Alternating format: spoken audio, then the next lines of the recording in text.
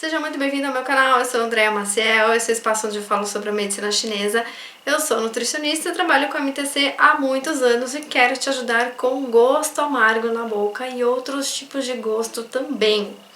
É muito comum essa questão nas pessoas, né? E às vezes elas não percebem, ou percebem e ficam super incomodadas, mas não conseguem entender de onde vem isso. Então, é curioso porque nas perguntas que a gente faz dentro aí do diagnóstico da medicina chinesa, uma delas é a seguinte: você tem algum gosto frequente na boca? Muita gente fala que não, ou não percebe, né? Mas muita gente também sente gostos diferentes, estranhos e incômodos na boca. E é sobre isso que eu quero conversar com vocês hoje. Quando a gente fala de gosto, a gente está falando a uma sensação que é produzida pelo paladar em si, né? Ou seja, o gosto, ele depende muito daquilo que você come, né? Então, assim, você comeu uma maçã, você vai sentir gosto de maçã. Você comeu arroz, você vai sentir gosto de arroz, né? Mas, e quando você sente gosto, e um gosto estranho, ruim, enquanto você não está se alimentando? O que será isso? Então, a medicina chinesa classifica esse gosto como gosto ácido, gosto amargo, gosto doce, gosto picante ou metálico e gosto salgado. Então, eu vou explicar sobre cada um deles aqui. Então, é o seguinte, da mesma forma que os alimentos têm sabor, e a gente divide os sabores em 5 sabores, ácido, amargo, doce, picante e salgado, cada um desses sabores, então, ajuda na saúde dos nossos 5 órgãos internos, que são aí correspondentes a fígado, coração, baço, pâncreas, pulmões e rins. Isso aqui eu já falei para vocês, vocês já estão cansados de saber, e para quem está chegando agora, essa explicação tem muito mais no meu livro Dietoterapia Chinesa ou no Saúde e Longevidade na Mesa, que não está aqui na minha mesa, aliás. Bom, vamos lá. Então, cada alimento tem o seu determinado sabor e age em determinado órgão. Mas os chineses explicam que quando esse órgão está doente, quando ele está enfraquecido, quando existe aí uma disfunção nesse órgão, você também sente o sabor, aliás, associado àquele órgão. Então é o seguinte: quando você sentir, por exemplo, um gosto doce na boca, né, um gosto amanteigado, muitas vezes até um pouco pegajoso na boca, o que isso significa? Significa que o seu baço, né, o seu sistema baço-pâncreas está enfraquecido. E esse enfraquecido dá origem aí à formação e acúmulo de fluidos. Esses fluidos que são patológicos vão dar o nome de umidade e mucosidade. Então, todas as vezes que você tiver presença de muco no seu organismo, esse muco vai aparecer como secreção, como catarro, como fezes amolecidas com secreções também, né? Então, esse muco, ele tem um sabor doce. Se você observar bem, esse muco ele tem um sabor levemente adocicado, né? Eu já ouvi colegas me perguntando também, o que é um gosto assim, como se eu tivesse comido manteiga, mas eu nem comi manteiga naquele dia. Pois é justamente isso, a formação de mucosidade dentro do seu organismo. E o muco tem esse aspecto amanteigado, entende? Então, se você sente esse gosto com frequência na boca, gosto doce, e também aí um gosto mais pegajoso, é sinal de que o seu corpo então está acumulando resíduos, tá? E você tá com muco. O que eu quero que vocês então consigam perceber uma coisa, é que gosto frequente na boca e esse gosto doce, então, tem a ver com acúmulo de umidade. André, mas e quando a gente se alimenta e na verdade a gente não tem nenhum paladar, né? Não tá com Covid, e mais também esse paladar, ele tá sendo perdido, então, eu tô num momento que eu não tô com vontade de comer nada. Eu tô num momento que nada que eu como parece que envolve meu paladar.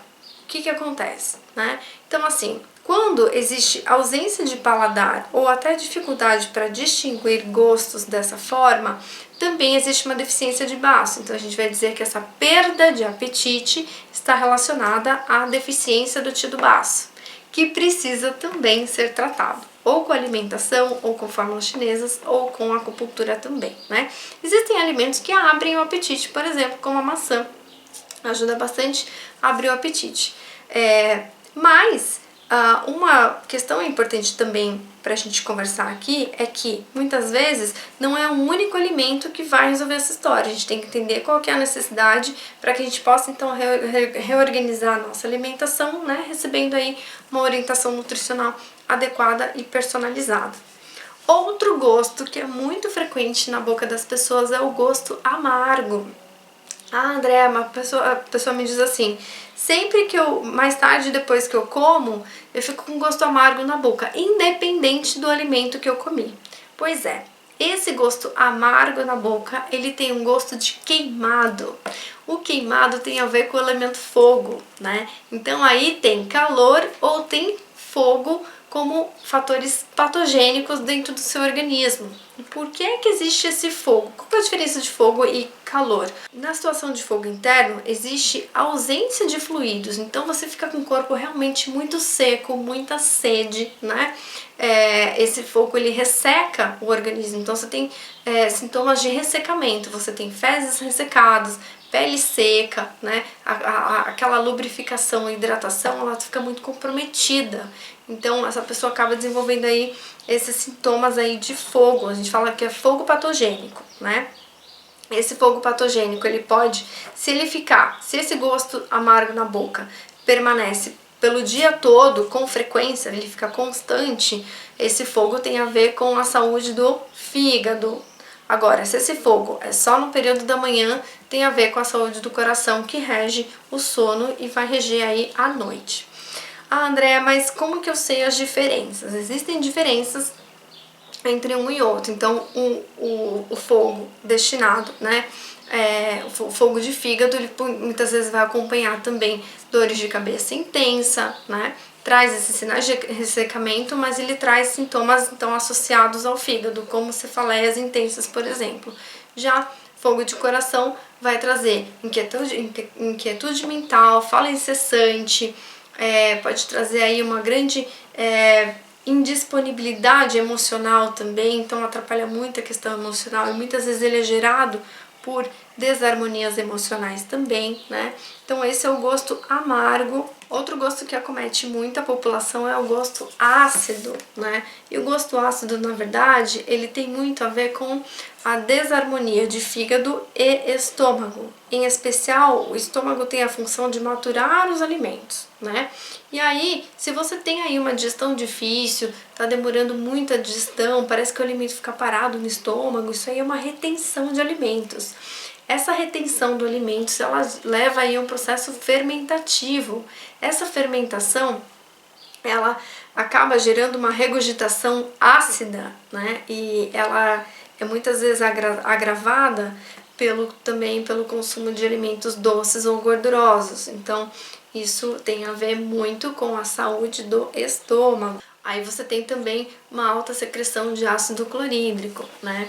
Que aí tá tentando trabalhar para que os alimentos possam ser maturados, e aí você fica aí com uma condição de queimação, mal-estar, que muitas vezes pode levar aí ao desenvolvimento de gastrite. Então, esse gosto ácido na boca com frequência diz respeito à desarmonia de fígado e estômago, tá? Enquanto gosto amargo com frequência tem a ver com fogo de fígado, tá bom?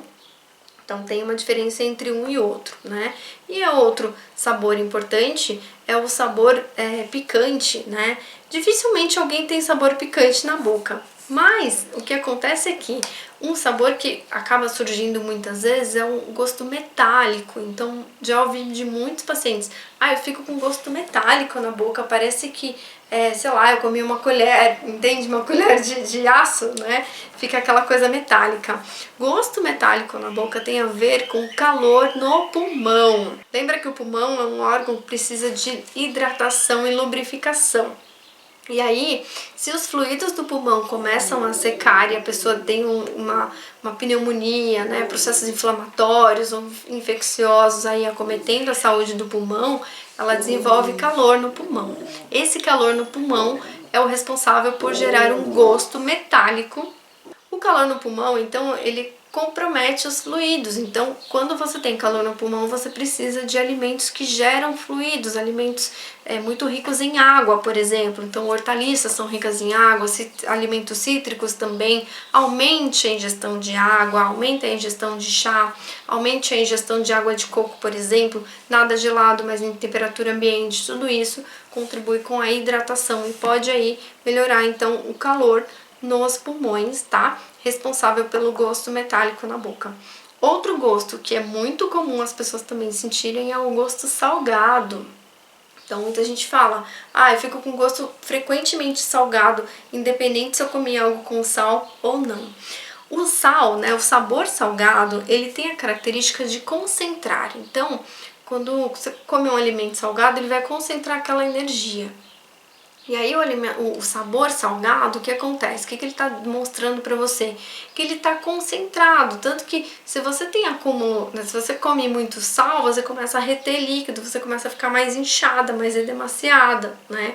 Então o sabor salgado, ele tem a ver com a saúde dos rins, né? Em especial o rim dos rins, e ele mostra que você está retendo fluidos, ok? Nesse momento também você precisa de alimentos que dispersam esses fluidos, como abacaxi, por exemplo, ou a pera, que são alimentos que têm fluidos, né, que promovem fluidos, mas que trabalham na dispersão deles. Então, sabor salgado é bem frequente em pessoas que sofrem de doenças renais e que estão aí passando por edemas, né, estão aí bem comprometidas com a saúde dos rins. É isso, gente. Fico por aqui, terapianamesa.com.br se você quiser conhecer o meu trabalho, ou então lá no Instagram, @terapianamesa, e eu estou lá para responder também as suas dúvidas, tá? Um beijo pra você e até o próximo vídeo. Tchau!